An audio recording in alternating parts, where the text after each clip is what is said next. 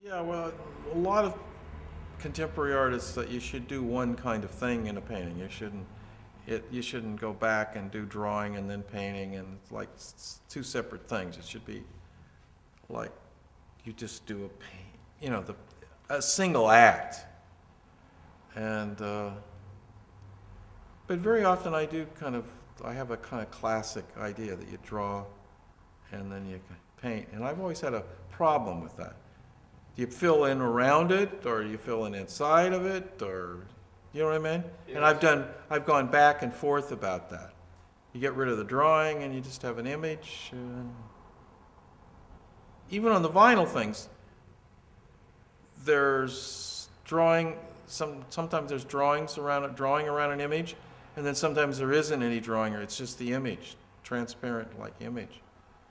So it goes back and forth. I worry about myself sometimes. I keep trying to find an answer, and then the next day it's like I go back, No, most of the paintings I did were drawings, and then I just draw them over and over and over again, many times.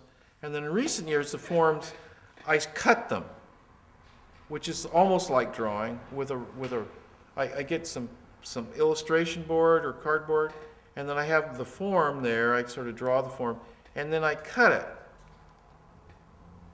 It's like drawing, almost like cutting it with a razor. Forms in the end. So I think, to a certain extent, this is where the idea of these, of the rounded and then the cut thing came from. But there's a lot of the images of those T-bowls and high heel shoes. The first versions are all rounded off, and then there's, the cut ones. But it's like drawing. You can draw like a knife. Circles, Zen circles, and they're called, well, I can't pronounce it correctly, so they're the circles, that stand for the void. I mean, that's one interpretation of what's inside, outside, and so forth.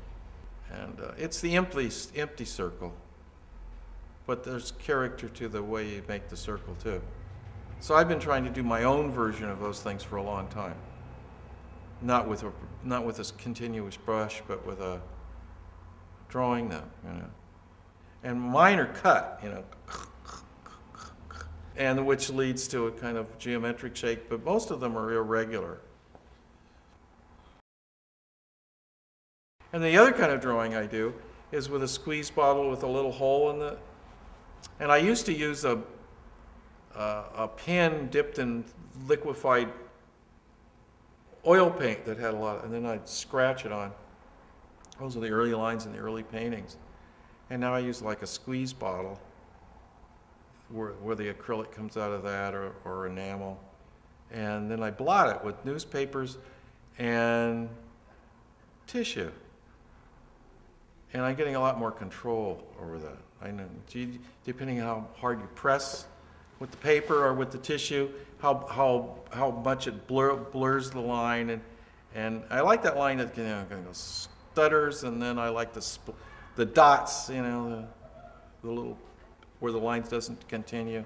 I started doing that spatter kind of drawing in college, and it was done with the Pelican ink used to make this squirt, hold the thing, and it had a flexible bottom to it, kind of like a quill pen, and you could draw with that, and it would do a splattery kind of line, which I still do. But now I use a different thing because Pelican stopped making it. Yeah, well, I have a shoe fetish, and I always have, and it dates back to, I guess, when I was a kid. My mom wore high heels, so that just continued. And so they appear, they were in the Fredericks of Hollywood things. I redesigned them. It's like I start out with a kind of realistic shoe, and then I just keep changing it over and over again. And those shapes, they're like exaggerated, and then they got a little more sensual looking and so forth and so on.